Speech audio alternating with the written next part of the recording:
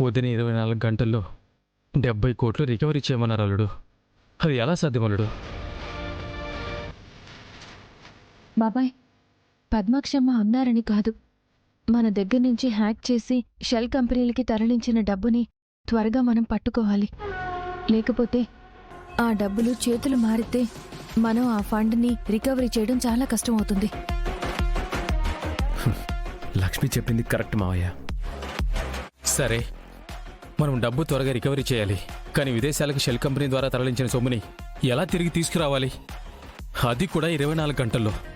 బాబాయ్, ఈ మార్గం ద్వారా డబ్బుని వెనక్కి తీసుకురావాలని మాకు కూడా ఐడియా లేదు, కానీ తీసుకురావాలి. అవును, అది మన డబ్బు. చాలా కష్టపడి ప్రెజెంటేషన్ ఇచ్చి కలెక్ట్ చేసిన ఫండ్. ఆ డబ్బు మీద మన భవిష్యత్తు ఆలోచనే కాదు, ఎంతో మంది ఎంప్లాయీస్ ఫ్యూచర్ ఆధారపడి ఉంది. చాలా మంది చేనేత కార్మికుల జీవితం డిపెండ్ అయి ఉంది. ముఖ్యంగా విహారీ గారి గ్లోబల్ బ్రాండ్ అయిన వీ క్రాఫ్ట్ మీద ఆయన పెట్టుకున్న అంచనాలు చాలా మంది ఇన్వెస్టర్ల జీవితాలతో ముడిపడి ఉంది. వీళ్ళందరి కోసమైనా మనం ఆ 70 కోట్లని తిరిగి వెనక్కి తీసుకురావాలి.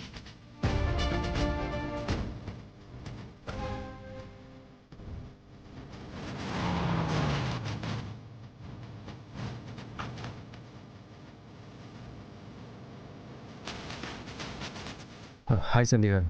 మీ అమ్మగారికి హెల్త్ ఎలా ఉంది? ప్రస్తుతానికి ప్రమాదం తప్పినట్లే, కానీ ఇక నుంచి జాగ్రత్తగా చూసుకోవాలని డాక్టర్ గారు చెప్పారు. Sorry for that. ఇంతకీ ఆవిడ ప్రాబ్లం ఏంటి? యమునమ్మకి అప్పుడప్పుడు స్ట్రెస్ అయితే ఫిట్స్ వస్తూ ఉంటాయి. ఈసారి ఫిట్స్తో పాటు హార్ట్ స్ట్రోక్ కూడా వచ్చింది.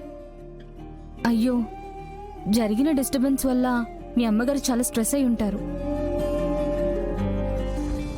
అవును. ఇంతకీ ఆ హ్యాకర్ ఏమైనా నోరు విప్పాడా? లేదు విహారీ గారు, వాడెంత అడిగినా ఏమీ చెప్పట్లేదు. అతను నోరు విప్పితేనే మనం ఫర్దర్గా స్టెప్ వేయగలం సంధ్య గారు. ఎస్ఐ గారు, మీ స్టైల్లో 3rd డిగ్రీ అప్లై చేస్తే వాడేంటి, పెద్ద పెద్ద క్రిమినల్సే నిజాలు చెప్పేస్తారు కదా. అవును సార్, వాణ్ణి మామూలుగా బెదిరించి అడుగుతుంటే నోరు విప్పట్లేదు. నా లాఠీ దెబ్బలు రుచి చూపించాల్సిందే. మనకి ఏ చిన్న క్లూ ఇచ్చినా చాలు, మనం ఎంక్వైరీ చేసుకోవచ్చు. సంధ్య గారు, ఆలస్యం చేసే కొద్దీ డబ్బులు తిరిగి మనం వెనక్కి తీసుకోలేము. ఇంకా ఆలస్యం చేయను. ఎలాగైనా వాడి నోరు విప్పేలా చేసి ఈ స్కామ్ వెనుక ఎవరున్నారో, ఆ హ్యాకర్ని ఆ పని ఎవరు చేయమన్నారో అన్ని రహస్యాలు బయటపెట్టి